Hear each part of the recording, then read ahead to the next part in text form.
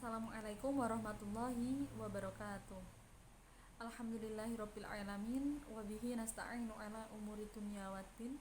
Assalatu wassalamu ala asrofil anbiya'i wal mursalin sayyidina wa maulana Muhammadin wa ala alihi wa ashabihi ajma'in amma ba'd.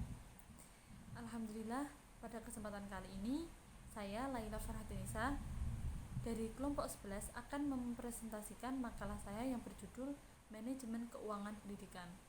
Langsung saja, pada makalah ini terdapat dua bahasan utama. Yang pertama adalah definisi atau pengertian manajemen keuangan pendidikan. Yang kedua adalah sistem manajemen keuangan pendidikan. Langsung ke pembahasan yang pertama, yakni definisi keuangan pendidikan adalah, jadi manajemen keuangan pendidikan merupakan salah satu substansi dari manajemen yang ada di satuan pendidikan. Nah, manajemen keuangan pendidikan sangatlah penting, bertujuan untuk mengatur, memanage, dan mengelola keuangan yang ada pada satuan pendidikan untuk memfasilitasi pelaksanaan kegiatan pendidikan secara efektif dan efisien. Tentulah sangat dibutuhkan karena tanpa adanya manajemen, khususnya di keuangan pendidikan, pastilah kita akan kesulitan untuk mencapai tujuan karena tidak adanya pengaturan atau controlling dari apa yang kita lakukan. Jadi segala sesuatu yang kita lakukan harus kita manage dengan baik. Maka dari itu penting adanya manajemen keuangan pendidikan. Selanjutnya yang kedua adalah sistem manajemen keuangan pendidikan. Jadi seperti yang ada di makalah ini, saya mengambil sumber dari buku dari Rawati dan Arafah, Manajemen Keuangan.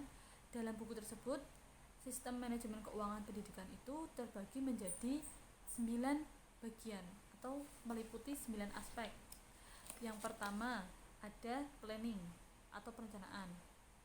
Jadi planning atau perencanaan itu merupakan bagian yang sangat penting karena sebelum kita melakukan sesuatu, pasti kita harus merencanakan secara detail agar ketika kita melakukan sesuatu untuk meraih tujuan tertentu, langkah yang kita ambil menjadi terarah dan tidak melenceng dari tujuan yang kita inginkan di awal. Selanjutnya yang kedua adalah sumber dana.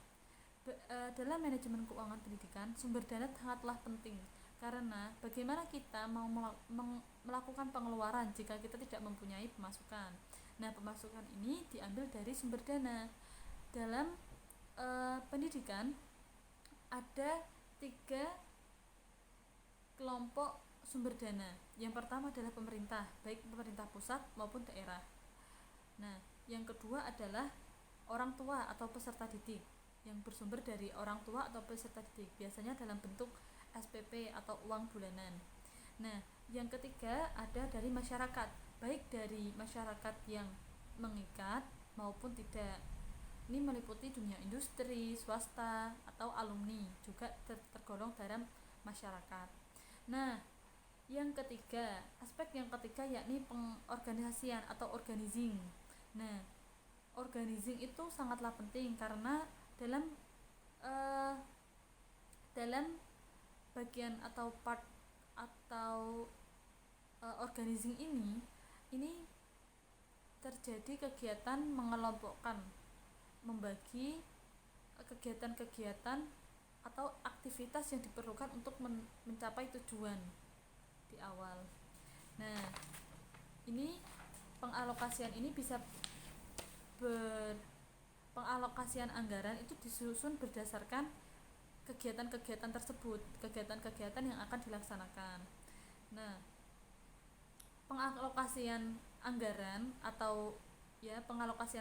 ini itu mencakup pengeluaran biaya rutin dan biaya pembangunan. Biaya rutin itu biaya yang dikeluarkan setiap tahun ke tahun, dari tahun ke tahun. Misalkan seperti gaji guru, kemudian biaya operasional, biaya pemeliharaan gedung, dan lain-lain. Nah, yang kedua ada biaya pembangunan atau tidak selalu dikeluarkan. seperti biaya pembelian atau rehabilitasi gedung, terus penambahan furniture, terus biaya atau pengeluaran lain untuk barang-barang yang tidak habis pakai. Nah, itu adalah pengalokasian. Yang keempat adalah penganggaran. Penganggaran ini adalah merupakan proses di mana anggaran disusun. Nah, ini tidak terlepas dari pengalokasian tadi. Jadi alokasi dana dan penganggaran ini satu kesatuan yang mengikat dan tidak bisa dipisahkan. Nah, anggaran tersebut itu merupakan anggaran memiliki dua sisi, yakni tadi seperti yang di awal saya katakan ada pemasukan dan pengeluaran. Nah, pemasukan itu adalah kita tahu ada beberapa sumber dana, nah itu bisa jadi pemasukan. Nah, untuk pengeluaran adalah anggaran yang dikeluarkan suatu lembaga untuk melengkapi fasilitas misalkan. Nah, itu masuk ke dalam pengeluaran. Kemudian yang kelima adalah pembukuan keuangan. Setelah kita membuat anggaran, rancangan anggaran, nah itu kita melaksanakan pembukuan keuangan. Nah, pembukuan keuangan ini bisa disebut juga dengan teknik akuntansi. Jadi bukti-bukti pengeluaran atau seperti catatan, penggolongan, perekapan transaksi, bukti-bukti itu direkap jadi satu dalam pembukuan keuangan ini.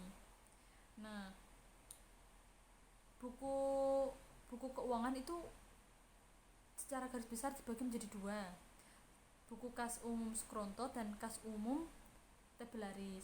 Nah, buku kas umum Skronto ini sama dengan buku utama.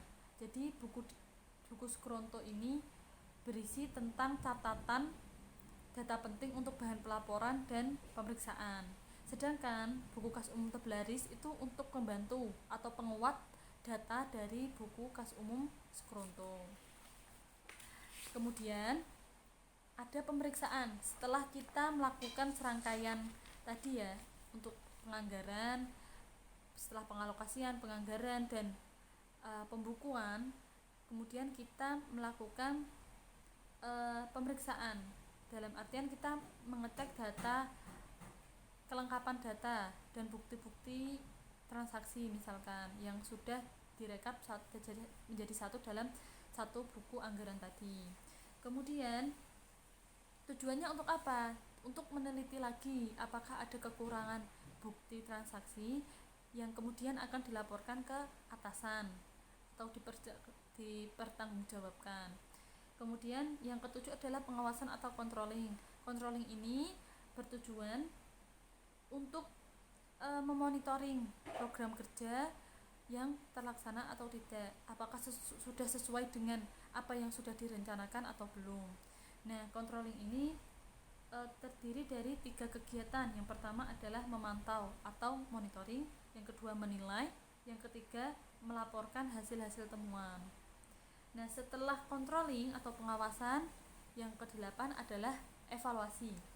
Evaluasi ini sangatlah penting karena di bagian evaluasi kita dapat melihat apakah ada kendala-kendala atau ada masalah-masalah yang terjadi dan bagaimana kita mengatasi masalah-masalah tersebut.